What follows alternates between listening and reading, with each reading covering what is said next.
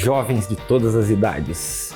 Eu sou o professor Cláudio da Cunha e eu queria conversar com vocês a respeito de um tema que está, obviamente, na boca de todo mundo, que é a pandemia. Então, pandemia, essa não é a primeira e nem será a última. Então, vamos pensar da seguinte maneira. Certa vez, eu perguntei para o meu filho, pela terceira vez, cadê o boletim da escola?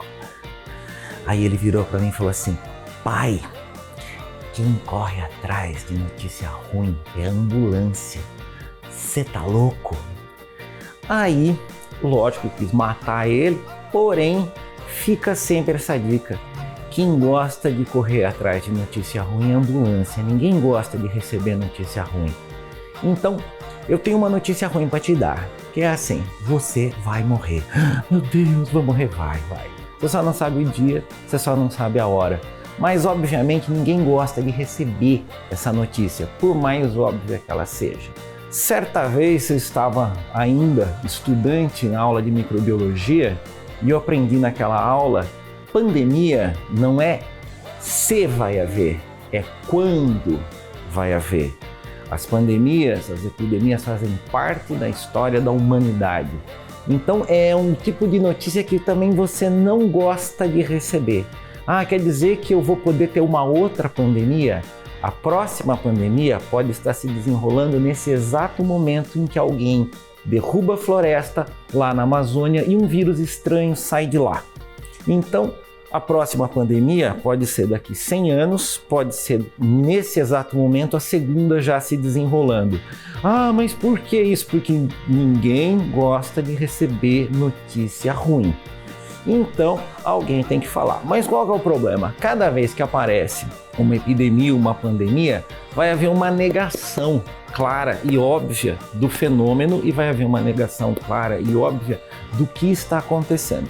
De maneira geral, vamos assim a esse mundo das doenças. Existem 3 termos para esse mundo. Endemia. O que é uma endemia? Endo é dentro, uma doença que está restrita a uma determinada área. Ela está lá, fechada, normalmente durante muito tempo, mas ela não sai de lá. Então, por exemplo, aqui no Brasil, se você tem lugares que misturam água parada, caramujo e cocô na água, você vai ter esquistossomose, mas ela não se espalha. Epidemia. Epidemia, epi, significa sobre. A doença está se espalhando muito rapidamente. Quando você tem uma epidemia pequena no começo, fácil de segurar, a gente costuma chamar isso de surto. Aí vem a pandemia. Pando, aqui significa tudo, todo. Então todos os continentes vão ser afetados por essa epidemia. Então uma pandemia é uma baita de uma epidemia que oficialmente se espalha por continentes.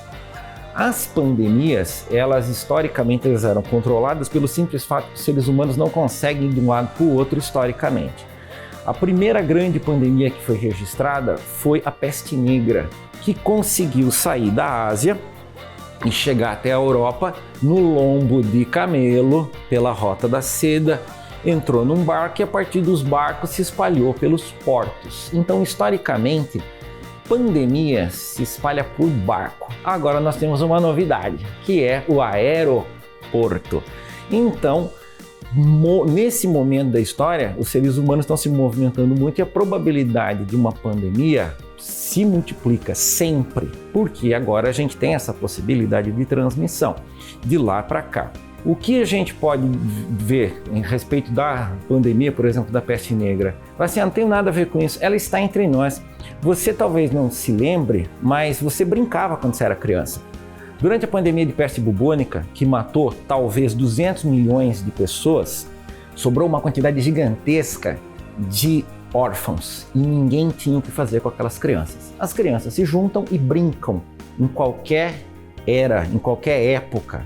E elas inventaram uma brincadeira que chamava peste ou morte, que era assim: todo mundo se esconde e a morte vai atrás. Quando a morte achava, pum, morreu. Essa brincadeira chamada peste ou morte, você já brincou, só que ela se chamava peste ou morte em 1350, quando ela apareceu. Você chamou isso de esconde, esconde, pega, pega, dura ou mole, mãe da rua, qualquer coisa dessas aí.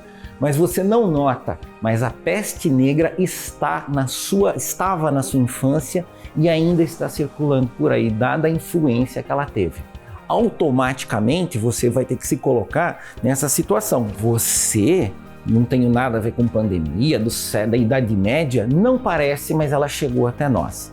Depois da grande pandemia de peste negra, que era causada por uma bactéria transmitida por pulga de rato, coisas tiveram que acontecer. E hoje em dia, se na sua casa passa um caminhão de lixo na frente, é por causa da peste negra de 1350, embora você não pense nesse tipo de coisa.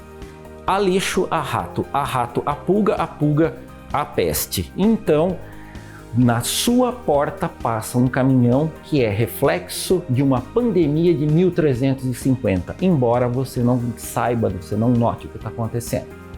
Depois da pandemia da peste negra, a mais recente, que chamou muita atenção, foi há exatamente um século atrás, que essa é muito melhor registrada, porque um século é até pouco quando comparado com a Idade Média, e chegou ao Brasil de maneira muito importante. Não que a peste negra não tenha chegado no Brasil de maneira importante. Sim, Oswaldo Cruz mandava até comprar rato para acabar com a peste negra e conseguiu controlar a peste negra. Em 1918, 19 e 20, o Brasil passa pela gripe espanhola. Se você tiver algum ancestral, avô, bisa, fala da espanhola, todo mundo para, porque eles ainda lembram do drama que foi aquela coisa. As gerações são substituídas e a memória é perdida. Mas, como há registros de jornal, registros históricos, a gente pode descobrir o seguinte: a gripe espanhola, ela foi um marco que nos mostra como as coisas podem acontecer certo ou errado. Nós estamos hoje numa repetição da gripe espanhola de 1918, 19 e 20. E que isso sirva de lição. O que aconteceu em 18, 19 e 20 se repete agora. Uma doença transmitida pelo ar, um vírus, o pior, mais incontrolável. Nesse momento, alguém vem com a notícia ruim. Você vai ter que se isolar, você vai ter que deixar de ver pessoas que você ama, você vai ter que deixar de ir em lugares que você gosta, você vai ter que deixar de se encontrar com seus amigos. Isso é a notícia ruim. Ninguém quer essa notícia. Óbvio. E aí, obviamente, como aconteceu na pandemia de 18, 19 e 20, um monte de gente que não entende nada de nada começa a dar palpite. Então, o que nós vimos nessa pandemia? Prefeito passando álcool na roda de carro. A gente viu o prefeito dizendo que tem que colocar ozônio retal para você não pegar esse negócio ou sarar desse negócio.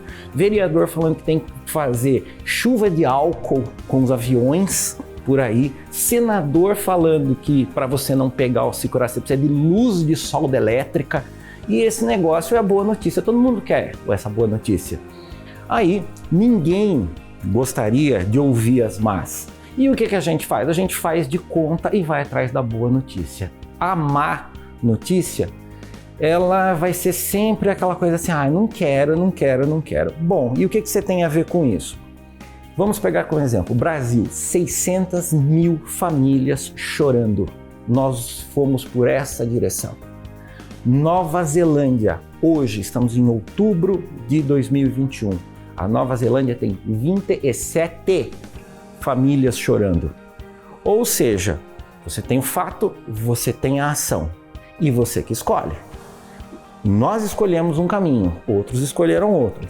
E você, o que tem a ver com isso? O que tem a ver com isso? Na sua casa, na sua empresa, no seu convívio, você tem a escolha. Você pode ir pela Nova Zelândia ou você pode ir por essa fuga de realidade que a gente vive.